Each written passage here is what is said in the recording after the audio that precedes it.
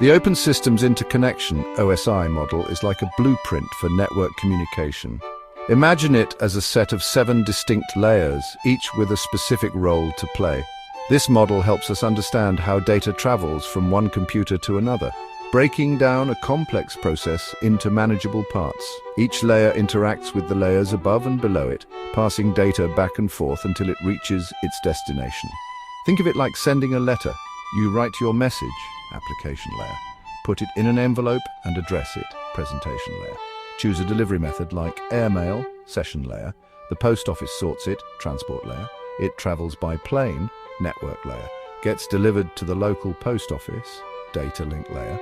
And finally arrives at your friend's doorstep, physical layer. This layered approach offers several benefits. It allows for modularity, meaning different vendors can develop hardware and software for specific layers without affecting others. This standardization ensures interoperability, allowing diverse systems to communicate seamlessly. Furthermore, troubleshooting becomes easier, as problems can be isolated to specific layers. Let's embark on a journey through the 7 layers of the OSI model, starting from the bottom first, the physical layer. This layer deals with the physical transmission of data as bits over the network cable. It defines the electrical and mechanical specifications for connecting devices, such as voltage levels, cable types, and connector shapes. Second, the data link layer. This layer provides node-to-node data transfer. It packages data into frames and adds MAC addresses for device identification. This layer ensures reliable transmission by handling errors and flow control. Third, the network layer. This layer handles the routing of data packets across networks. It assigns IP addresses to devices and determines the best path for data to travel using protocols like IP. Fourth, the transport layer. This layer ensures reliable end-to-end communication between devices. It segments data into packets, acknowledges receipt, and handles flow control to prevent congestion. TCP and UDP are common protocols at this layer. Fifth, the session layer. This layer manages the establishment, coordination, and termination of communication sessions between applications. It enables functionalities like checkpointing and synchronization. Sixth, the presentation layer. This layer handles the formatting and presentation of data for the application layer. It performs tasks like encryption, decryption, and data compression to ensure data is understandable by both sender and receiver. Seventh, the application layer. This is the layer closest to the user. It provides services for applications to access the network, such as email, web browsing, and file transfer. Common protocols include HTTP, FTP, and SMTP. Each layer of the OSI model is susceptible to specific vulnerabilities and attacks. First, the physical layer. Attacks target the physical infrastructure of the network. Examples include wiretapping to eavesdrop on data transmissions and jamming to disrupt communication signals. Second, the data link layer. MAC spoofing is a common attack where an attacker masks their MAC address to impersonate a legitimate device on the network, potentially gaining unauthorized access. Third, the network layer. IP spoofing is a similar attack where an attacker forges their IP address to impersonate another device, potentially bypassing security measures or launching denial-of-service attacks. Fourth, the transport layer.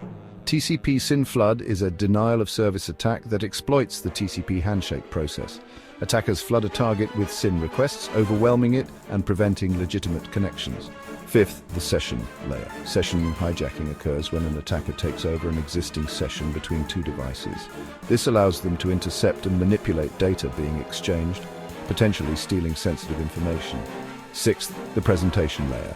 SSL/TLS stripping attacks downgrade encrypted connections to unencrypted ones, exposing sensitive data. Attackers can then eavesdrop on communications and steal credentials. Seventh, the application layer. This layer faces various attacks, including phishing, malware distribution, and cross-site scripting. These attacks often exploit vulnerabilities in applications or user behavior to gain unauthorized access or steal information.